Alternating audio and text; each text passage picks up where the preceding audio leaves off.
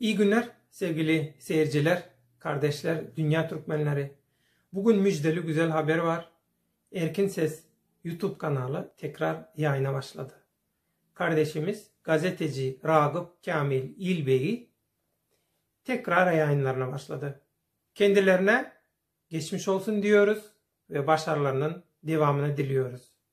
Buradan Türkmenistanlı kardeşlerimize, Türkmenistan dışındaki dünyanın çeşitli bölgelerine yaşayan dünya Türkmenlerinin temsilcisi olan kardeşlerimize buradan seslenmek istiyorum.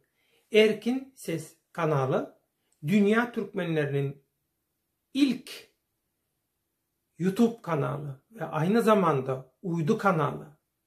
Sadece Türkmen ve Türkmenin geleceğine odaklı kanal olma iddiasıyla yola çıktı. Gelin hep beraber destekleyelim. Çeşitli bölgelerde yaşayan Türkmenler kendi bölgelerini tanısın, kendi bölgelerinin sorunlarını Erkin Ses'te dünyaya iletsin. Gelin hep beraber Erkin Ses kanalını destekleyelim. Abone sayısını çoğaltalım, izleyicileri çoğaltalım. Bununla birlikte Ragıp Kamil İlbey kardeşimizi tek başına bırakmayalım. Hep beraber destekleyelim. Haberlerimizle, tekliflerimizle, projelerimizle. Ki bu bizim bağımsız ilk Türkmen kanalımız olsun. Gerçekten adı gibi Erkin Sesimizin kanalı olsun, sözcüsü olsun. Medya çok önemli. Eskiden derlerdi medya devlet yönetiminde 4. güç diye. Ama günümüzde özellikle Türkiye gibi ülkelerde medya değil 4. ilk güce dönüştü. Milletin, toplumun algısını etkileme, yönlendirme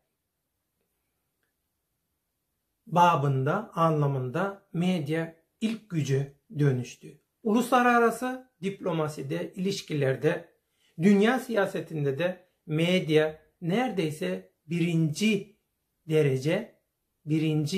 yerde insanların görüşünü, fikirlerini etkilemeye başladı, etkiliyor, değiştiriyor.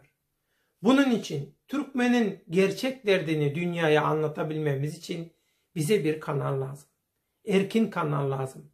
Herhangi bir ideolojinin, diktatörlüğün, art niyetli kimselerin kişisel çıkarlarına hizmet etmeyen gerçek, bağımsız bir Türkmen kanalı.